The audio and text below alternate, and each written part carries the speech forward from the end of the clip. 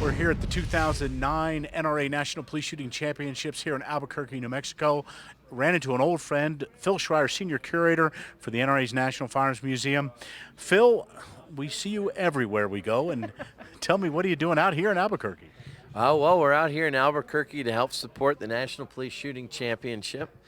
We've brought a collection of 5 guns from the museum's law enforcement exhibit display in Fairfax to share with the competitors out here for the week. We'll be set up Sunday through Wednesday. I'll tell you what, we couldn't catch up with you in Afghanistan to do a Curator's Corner, but let's do a special Curator's Corner now that we can run this Thursday, and it's regular time right here in Albuquerque. So tell us, what do you want to show us first here? Well, it's funny you mentioned that there's more shooting going on here than I heard in Afghanistan, but here it's just small arms. Over there, what I did here was rockets, so that was kind of the big arms. Well, what we have here, John, is a Colt single-action Army revolver. It's highly embellished. It's been nickel-plated.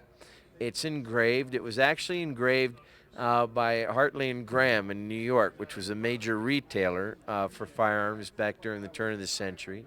This particular gun is called a first-generation single-action. It was made in 1898, right about the time of the Spanish-American War, Theodore Roosevelt, San Juan Hill, and all that great stuff. It's fully engraved. It has pearl grips on it, and you'll see here a very nice carved eagle motif on the one side. But what makes this gun particularly interesting and why it's a part of this law enforcement exhibit is right here on the bottom is our series of initials. Let me make sure I'm not holding them upside down. There we go, Dennis. It's from WWF to HH. And we were fortunate to know that WWF stands for William W. Ford. And HH is his good friend, Harrison Hamer. Now, Harrison Hamer came from one of the most interesting families in all of Texas. 5 Hamer brothers grew up together. 4 of them became Texas Rangers. I don't know if any family in Texas can claim 4 Ranger brothers all in the same family. But Harrison gave this gun, and it's a 45 Colt, original 4 5/8 inch barrel, 2-line address. He gave that Colt to his older brother, Frank Hamer. And if you watch the movies and read the history books, Frank Hamer was the most famous Texas Ranger of the Depression era because in May of 1934 in Louisiana, he took down Bonnie and Clyde. Wow, that's neat. A lot of history, and what a beautiful firearm, too. Such a piece of Americana, too, just the whole look of it. It really is. It's a classic cowboy single-action 45. It's just, everything's just wonderful about that gun. And how many of us, boys and girls, grew up with something that kind of looked like that? You know, it just. Oh, it was the model for every toy cap gun ever made. You know, even down to the Eagle grips. You know, that was the model. Matter of fact, if I'm not mistaken, my wife had one just like that when she was a kid. I think we all did. Wow, what else do we have here? Well, we brought 5 guns for the week's exhibit. This is a Colt 45 here that was used by a DEA agent in drug interdiction raids in Florida, and it's got a beautiful set of ivory grips with the DEA logo and his initials on both sides here, and a copy of his badge. Walter Weaver was one of our members who answered the call of duty on the morning of 9/11 in New York. And lost his life during the collapse of the World Trade Center. He was with the New York City Police Department in the Emergency Services Squad number 3. And this Smith & Wesson, his personal gun, was identified by serial number in the wreckage and debris of the World Trade Center. And his parents and family thought it would be fitting for us to have this on display in Fairfax, as he was an avid NRA member, and his loss was sincerely felt by not only his family and friends, but by the law enforcement NRA community at large. So we're very proud and privileged to have this on exhibit as a daily reminder of that morning. And just, you know, we just celebrated another anniversary of 9/11, and I've seen this out at the museum, and it's just It's just gripping when you see the firearm in his condition, the thought of what it's been through and what he went through. It's really Yeah. just a very strong statement that it makes. It's very chilling. There are other Smith & Wesson revolvers in the law enforcement case of that same make and model, and you can tell the distress that just that gun went through. So very chilling. One of our crowd pleasers, and one gun that I would argue is probably the most recognized pistol in the history of the world is Dirty Harry's 44 Magnum. I often tease people when I say you could probably go to a thatched roof hut in the Kalahari Desert and say, "Make my day," and they know what you're talking about. I think as far as popular culture is concerned, Dirty Harry's revolver is #1 on the hit parade. And that was a loan to us from NRA board member, writer, director, producer John Milius. Oh.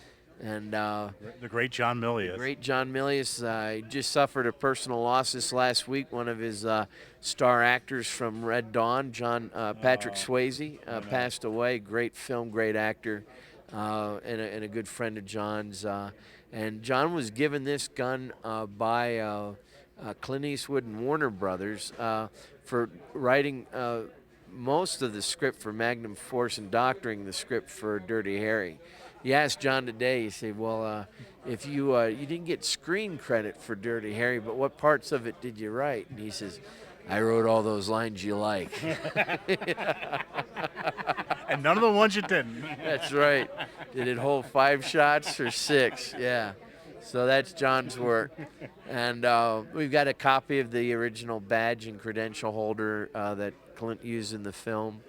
And we're very fortunate that an NRA member in Texas, a Texas Ranger, donated his Beretta pistol, Texas Ranger issue gun, to us, along with letters of provenance, both from him and the Texas Rangers, and the Beretta factory, along, very rare, the only one in the collection, an original silver Texas Ranger badge.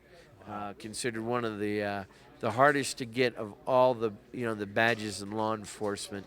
That's an original 5 peso Mexican coin, minted between 1947 and 48. They only used 2 years. And if you flip that badge over, you'll see the old eagle and snake motif from the Mexican coin on the other side. As usual, Phil, wherever we find you, yours is one of the must-stops. People have got to come by here if they get out to Albuquerque for the MPSC and see this beautiful collection. Now, if you can't, this resides in the museum in Fairfax, and tell us how people can see that. It is available in Fairfax, and John, there's 2 ways they can see it now. One, you can come out and visit us for real, and that's the best way. You can't actually put hands on, but it's close enough. Let me tell you, Philly, there's nothing better than sitting here with these firearms. To be able to see them, you're right. Up close and personal is the best way. You can do that 7 days a week. Free admission as always. It's open from 9:30 to 5 until 7 on Saturdays. We're closed few of the major holidays. Give us a call if you're in doubt. But that's the best way to come. Fairfax, Virginia, lots of parking, easy access to Route 66 and 50. We have a 15-lane, 150-foot indoor shooting range in the basement, so bring some toys. And a brand new bookstore. And a brand new bookstore in our lobby, one of the largest gift shops and bookstores on the subject matter on the East Coast.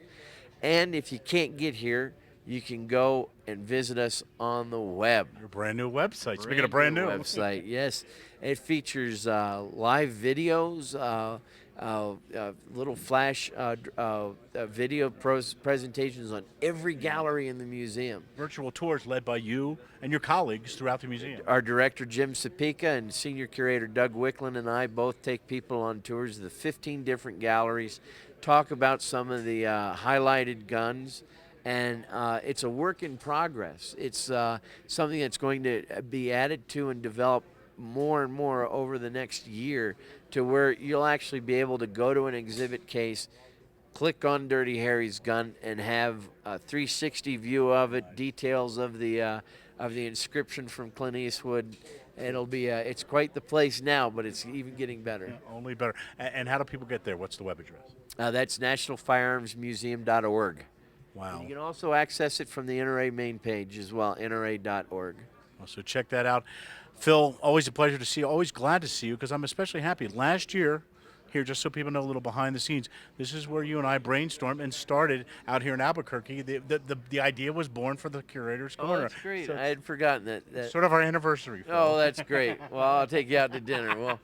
We'll smoke a cigar. We'll smoke a cigar and we'll hit Papa Do's because I think my GPS is set just for Papa Do's. You're on. Phil Schreier, thanks for being with us. Thank you, John. A pleasure as always.